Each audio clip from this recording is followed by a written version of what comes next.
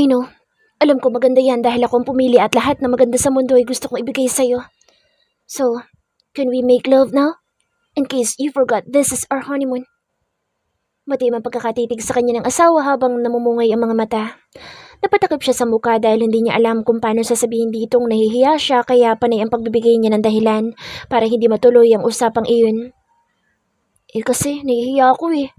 Kahit naman gustong gusto ko palaging nikikis mo ako, ay kinakabahan pa rin ako sa gagawin natin eh. Narinig niya ang pagtawa nito. My wife is so cute. Ano to bago siya pupugi ng halik sa leeg. Napahagikik siya. Don't worry honey, I'll be gentle. Mas lalo niyang naramdaman ang pag-iinit ng kanyang mga pisngi dahil sa pamumula. Kahit naman maging gentle ka eh, hindi pa rin pwede. Dandahan niyang tinanggal ang pagkakatakip ng mga palad sa kanyang mukha habang nakanguso. Tinasan siya nito ng kilay habang nakangisi.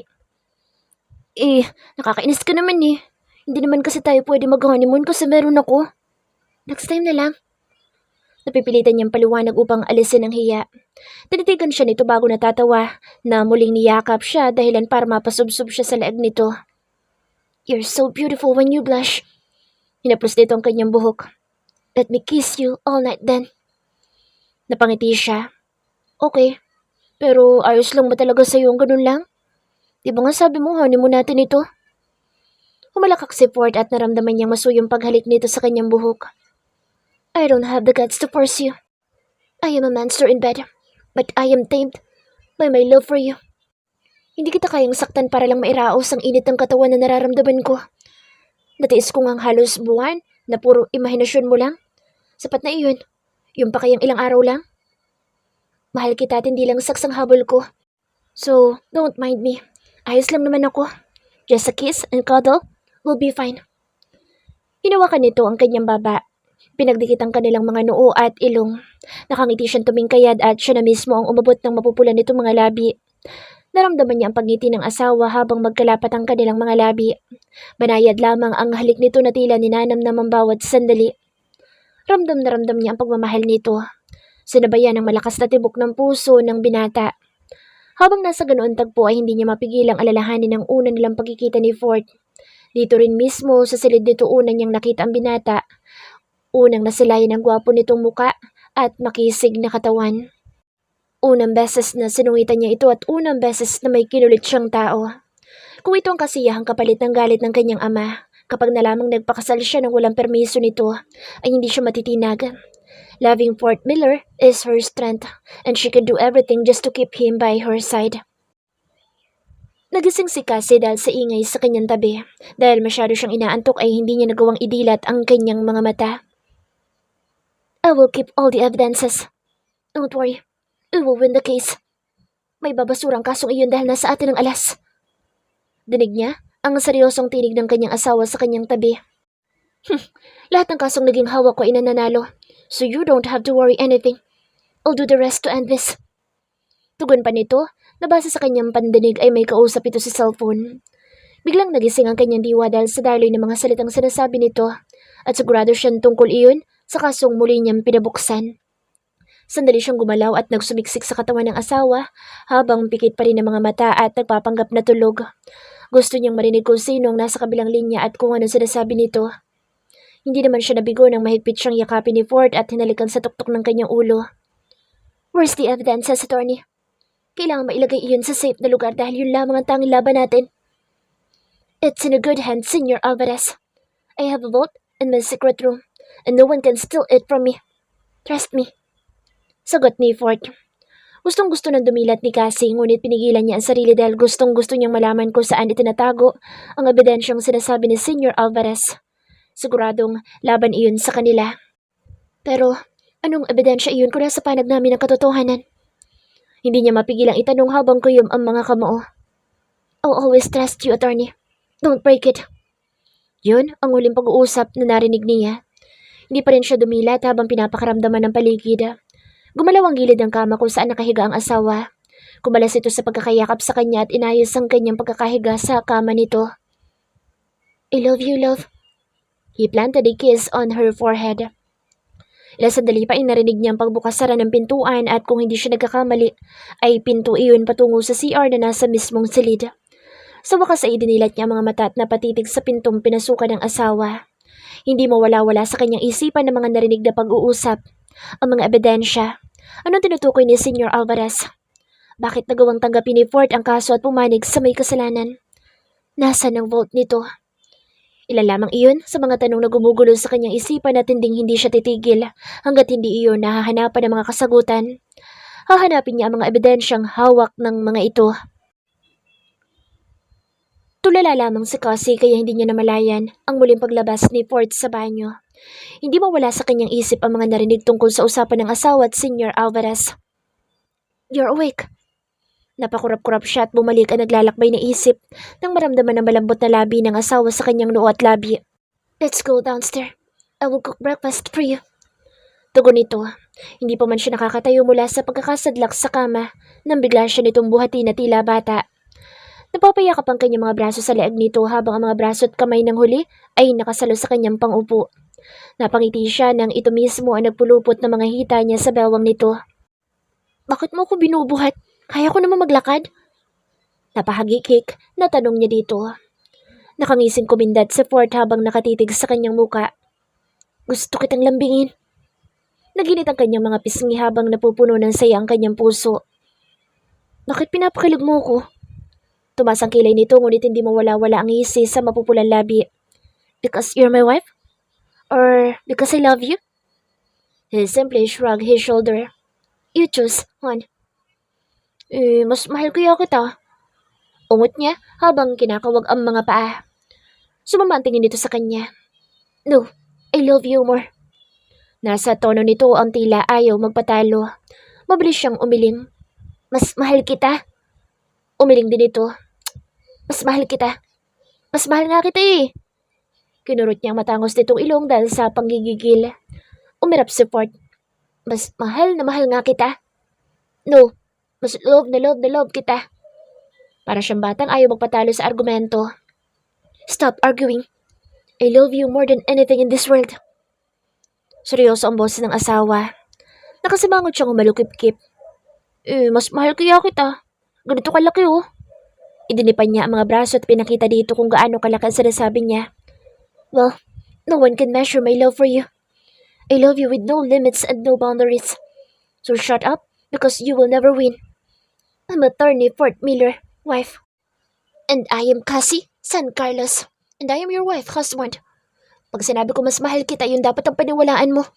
No buts. Taas noon niyang sabi dito at humalukip-kip. Mas lalong sumama ang mukha nito. Sa lubong na mga kilay kaya pigil ang kanyang tawa dahil halatang malapit ng mapiko nito. Mas mahal kita, period. And it's Cassie, San Carlos Miller. Pagdidiin ito sa sariling apelyido. Tila ayaw talaga nito magpatalo. Whatever. Bakit ba natin pinagtatalunan ng bagay na yun? Dahil ayaw mong maniwala na mas mahal kita. Nagsalubong na rin ang kanyang mga kilay. Mas mahal nga kita. At ang liit na bagay na hikipagtalo ka pa sa akin. Hanggang sa makarating sila sa kusina, hindi pa rin ito nagpapatalo. Nagtaka pa siya kung bakit umupo lang ito sa stool na malapit sa kitchen counter at kinandong siya sa mga hita nito. Akala ko ba magluluto ka ng breakfast? Hindi lang iyon maliit na bagay. Dahil ang pagmamahal ko sa iyo ang pinag-uusapan natin at hindi ako magluluto hanggat hindi mo tinatanggap na mas mahal kita. Seryosong tugon nito habang ang mukha ay nakasubsob sa gitna ng kanyang dibdib. Sa totoo lang ay labis ang kilig na nararamdaman niya dahil sa mga salitang lumalabas sa bibig nito. Hindi halatang may tinatagong kaswitan si Fort lalo't madalas itong seryoso at sa lubong ang mga kilay. Ngunit ramdam niya ang senseridad sa mga salitang binibitawan nito. Sige na nga. Dahil gutom na ako, tanggap ko na mas mahal mo ko. Anya tuluyang sumilay ang iting pilit niyang sinusupil. Agad ito nagangat ng tingin sa kanya at bahagya siyang natigilan na makita ang napakasaya nitong ngiti at ang mabuhay na kaslap ng mga mata. And give me a kiss. Natawa siya nang umuso ito. Sa lips, he demanded. Mabilis niya itong hinalikan sa labi at akmang hihiwalay siya ng kagati ng asawa ang kanyang labi bago nito iyon sipsipin.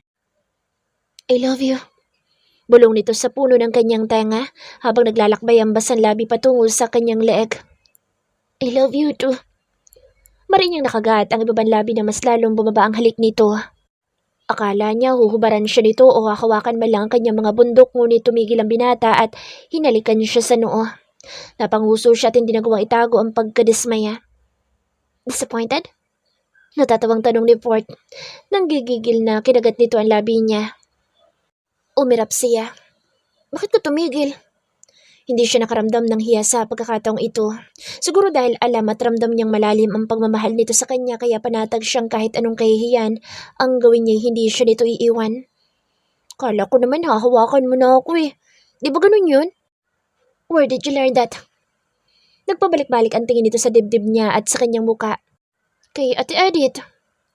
Minsan nagkwento sa kanyang kaibigan noong malaman nitong magpapakasal na sila ni Fort. Napangiti siya na maalala ang tili at kurot nito sa kanya na ipakita niya ang singsing na ibinigay ng asawa sa kanya noong nag-propose ito. Huwag ka na makikipag-usap doon. Anito. Bakit naman? Siya na nga lang yung kaibigan ko eh. Sinamaan niya ito ng tingin. Sabi nila nakakatakot ka daw kapag sex ang usapan. You're a monster in bed. Sabi ni Kuya Vip. Siya daw ang tagakuha ng mga babae mo kapag nabubuhayan ka. Babaero ka daw. Pero hindi yun alam ni na mommy. Little secret niyo daw yun eh. Damn you, Vip! Danig niyang bulong nito. Tapos tinatali mo daw sa kamot ni huhubaran. Pinapalo mo pa daw sa puwet. Umungot siya rito. Gusto ko gawin din natin yun ha. Ilang sandali itong hindi makapaniwalang tumingin sa kanya habang nagtatagis ang mga bagang. Namumula ang buong mukha nito. Did he really told you that? Tumango siya. Yup, marami pa siyang kinuwento pero nakalimutan ko na ang iba eh. So, gagawin din ba natin yun? Agad itong umiling na tila yun ang kahuli-hulihang bagay na gagawin nito. No. He answered seriously. Iniangat nito ang kanyang baba dahilan para mas lalo nilang matitigan ang bawat isa. I won't do that to you. May kung anong kirot siyang naramdaman dahil sa pagtanggi nito sa kanya. You don't love me? Naiusal niya. Of course I do. Sa sobrang pagmamahal ko sa iyo, wala akong lakas na loob na gawin sa iyo mga bagay na ginawa ko sa mga babae na ikama ko noon. It was plain sex.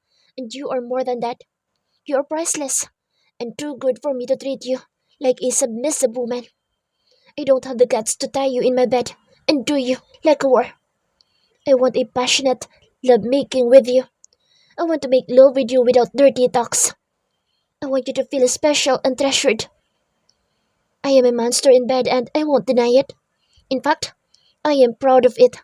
Not until I met you and become your husband. Ikinahihiya kong trinato ko ng ganoon ang mga babaeng nilalabasan ko ng init ng katawan. You made me realize that men should respect and treasure women no matter what situation they are into. That I should sorry for treating them like a trash.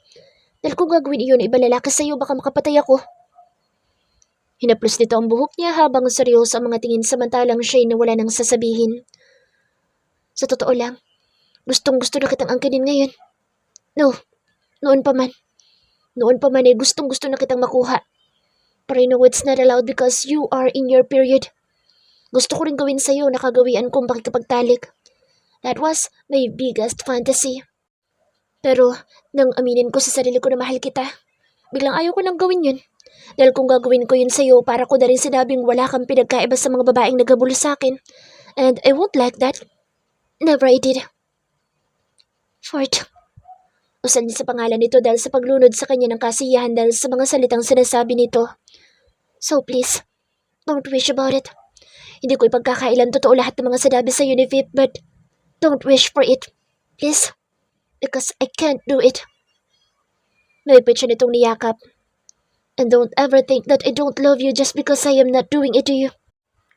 I love you so much and I promise I will make you happy in bed in a different way. Every time we make love, I want it to be passionate and worth it. Wala siyang masabi dahil sa mga salitang lumabas sa bibig nito kaya napatango na lamang siya at gumanti ng mas mahigpit na yakap. And I love you too. So much. She answered. Nasa ganoong posisyon lamang sila hanggang sa may maalala siya. Paano naman kung gustong-gusto kong gawin natin yun?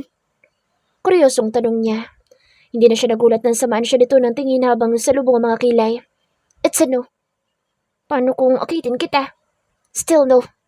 Paano kung sayawan kita ng kiliti? Napahagikik siya at kinindatan nito. Kitang-kita niya ang pagbalatay ng init ng pagnanasa sa mga mata nito pero agad din iyong naitago. I will surely love that but still no. Mas madiin ang pagkakasabi nito ngunit hindi siya nagpapatinag. Kung magubad kaya ako. Dahil kasi sa mga sinabi mong fantasies mo tungkol sa akin, hindi ko mapigilang imagine ang mga iyon. Tuluyan siyang natawa nang hindi na maipinta mukha nito sa pagpipigil. Hindi niya alam kung dahil gusto siyang kutusan o sa sobrang pagnanasa. Ang tigas ng ulo mo? Pikong kinagat siya nito sa pisngi. Imbes ay napahagalpak siya ng tawa. Mas matigas kaya ulo mo. Kanina pa ako tinutusok eh. Pasimple niyang ginalaw ang kanyang pangupo. Himon. Stop it, hon. Hinawakan siya dito sa magkabilang bewang. You're in period, right? Gagalitin na lang kita para ihagis mo ko sa kama tapos sa sex. Bigla siyang natigilan dahil sa pagyuko nito at pagbadya ng pagsisisi sa gwapong mukha. It's not sex.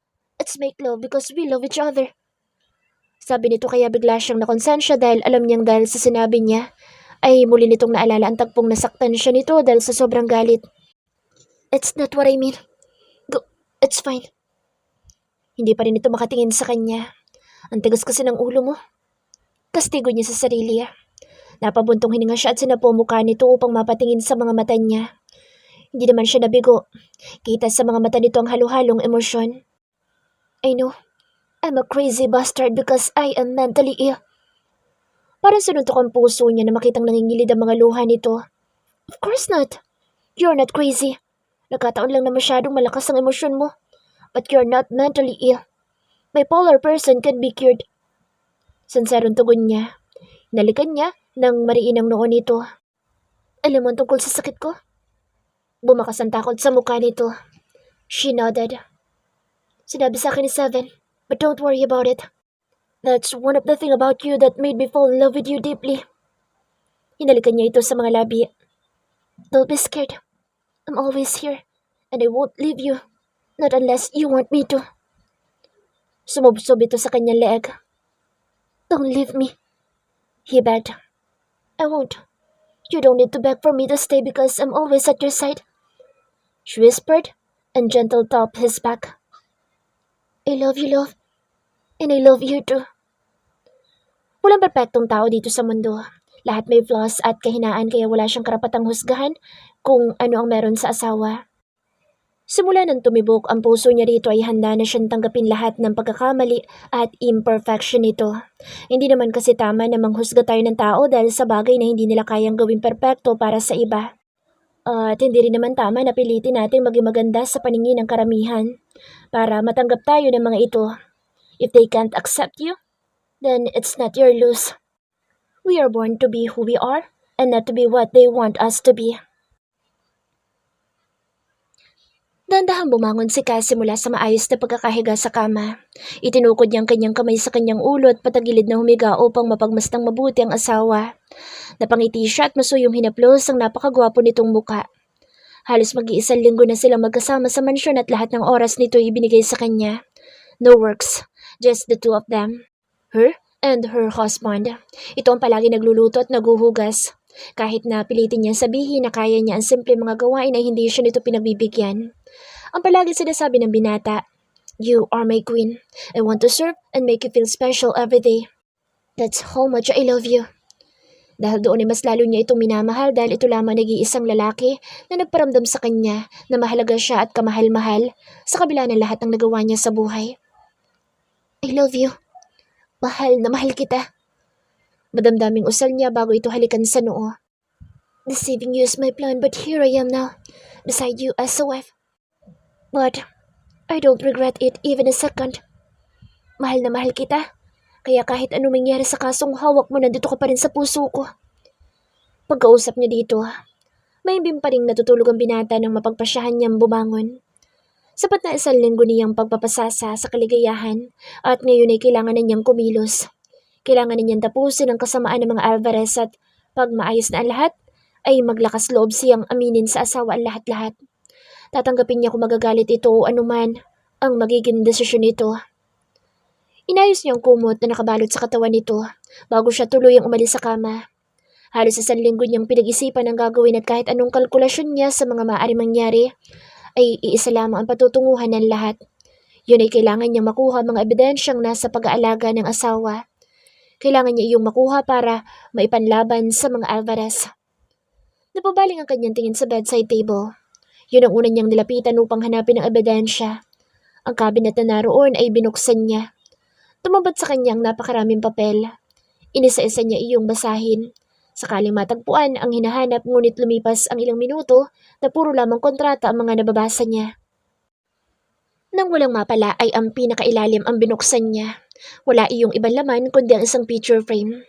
Nakataob iyon at ang balak niyang pagkuha doon ay agad na antala dahil sa pag-ungol ni Fort. Napaayos siya ng tayo na gumalaw ito at hinintay kung didilat ito ng mga mata. Tulog na tumalikod sa kanyang asawa at niyakap ang unang ipinalit niya sa pwestong kinahigan niya kanina. Napahugot siya ng buntong hininga nang hindi ito magising. Sunod niyang tiningnan ay ang ilalim ng kama. Kinakapahan niya ang ilalim noon upang alamin kung may sekretong lagayan doon ngunit wala. Disappointed siyang napailing bago naglakad palapit sa study table. Maraming mga folder ang patong-patong na nandoon. Sandali niyang sinulya pa ng asawa. Mahimbing pa rin ang tulog nito at nakatalikod sa gawin niya. Sinimulan niyang buklatin at buksan ang mga folder na nandoon. Tulad kanina ay mga kontrata iyon ng mga kasong nahawakan na ni Fort. May mga review na nandoon ngunit hindi siya interesado dahil hindi yun ang hinahanap niya.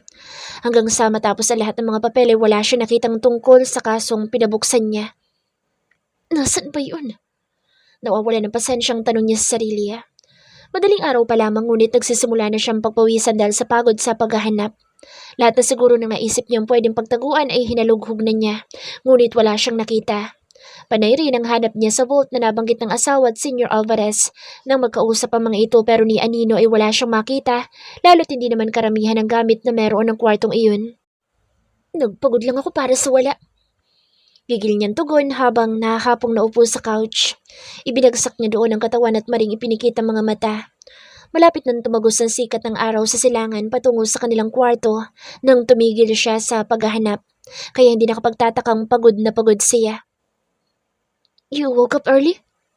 Napapitlag siya dahil sa tinig ng asawa. Mabilis niyang idinilat ang mga mata upang tingnan ang kamang kinahihigan nito. Kanina. Nandoon ito, nakapangalumbabang nakaupo habang titig na titig sa kanya.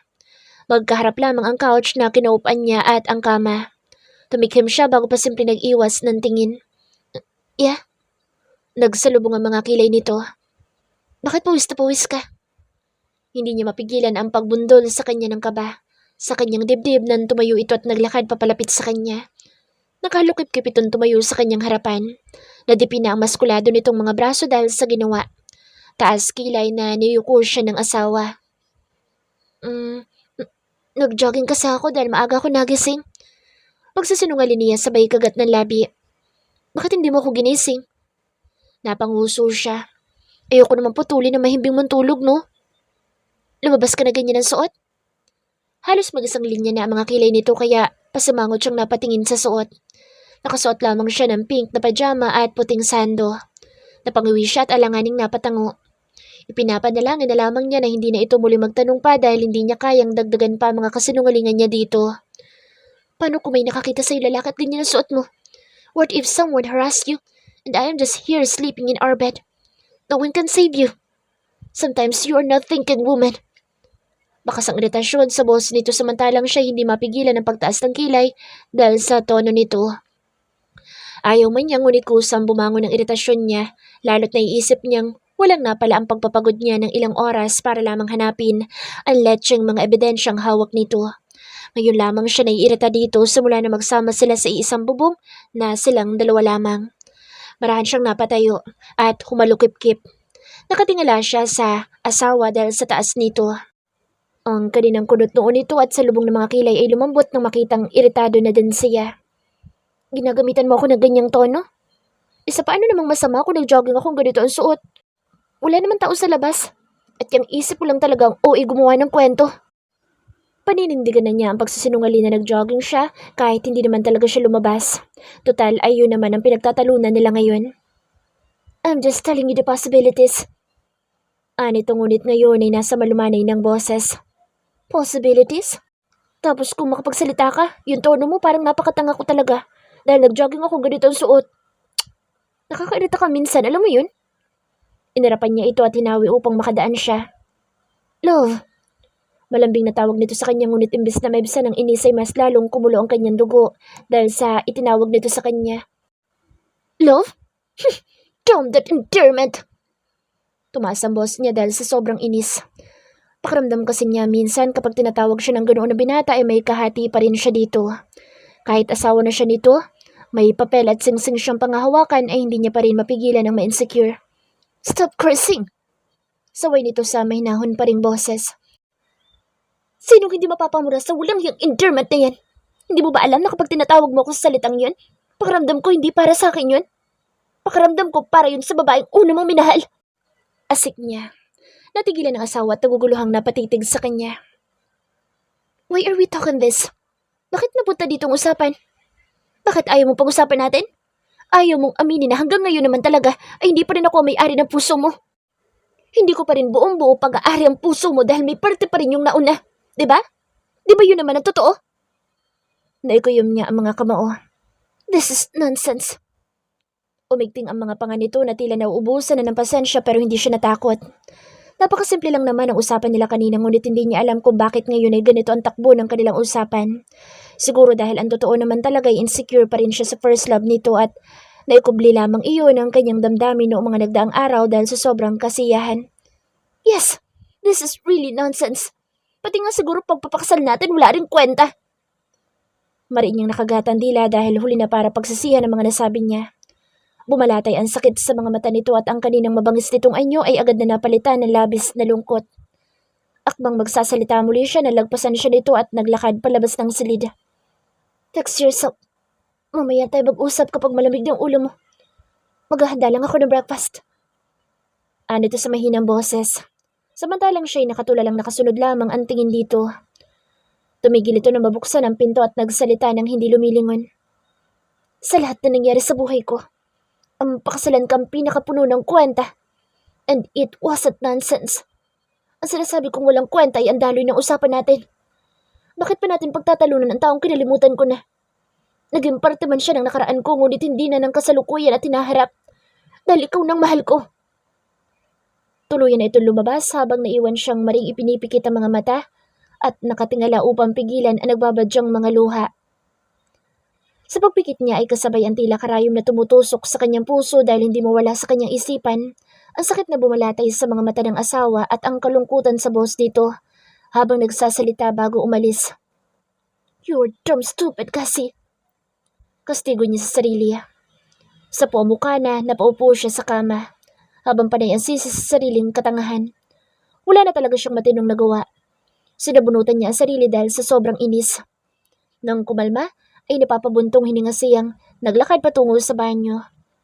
Kailangan niyang ayusin ang sarili upang mapuntahan ng asawa at makahingi dito ng tawad. Alam niyang siya ang mali dahil sa pagpapairal ng kanyang emosyong wala sa lugar. Ang tanga mo! Tugon niya habang pinalilisikan ng mga mata ang kanyang sariling reflection sa salamin. Nagilang mo siya ng mukha at inayos ang gulo-gulo niyang buhok. Pagkatapos ay nagsipilyo bago lumapit sa closet ng asawa kung saan nilagay nito ang mga damit niya. Bagsak ang balikat na binuksan niya iyon at nagkalkal ng maaaring isuot. Hinugot niya mula doon ang malaking t-shirt nito upang yun na lang ang isuot. Napakunot ang kanyang noo na makitang may metal na nalaglag sa sahig. Tumalsik iyon dahil sa biglaan niyang paghila sa damit. Yumuko siya at kinuha iyon. Isa iyong susi na may nakasabit ng hugis pusong keychain. Kala ko naman kung ano. Kinuha niya iyon at isinara niya ang closet. Ngunit natigilan nang mapagtantong wala pa nga pala siya nakuhang pang ilalim. Tanga, ano bang klaseng utak mayroon ka? Gigil niyang inuntog ang ulo sa closet. Kinuha niya ang susi upang buksan ang closet pero hindi iyon mabuksan dahil ang susing hawak ay hindi kasya sa hole nito. Akala ko ba para dito yun? Bakit hindi kasya? Nagpalingalinga siya sa paligid upang humanap ng panibagong susi at hindi naman siya nabigo nang makita ang kumpol ng susi na nakasabit sa gilid ng closet. May mga label iyon kaya agad niyang nahanap ang para sa bubuksan. Hindi niya mapigilan ang pagtataka dahil ang susing napulot ay kakaiba sa kumpol ng susi na kinuha niya. Tatanungin ko na lang siya kung para saan ang susi na ito. Tukoy niya sa asawa bago ilapag sa sink ang susi. Akmang aabutin na niya ang maong short na nasa pinakagilid ng may masagi ang kanyang kamay. Tinanggal niya ang mga damit na nakaharang doon upang makita kung ano ang tila tunog rin ng metal. Naniningkit ang kanyang mga mata nang sa wakas ay matagpuan niya iyon.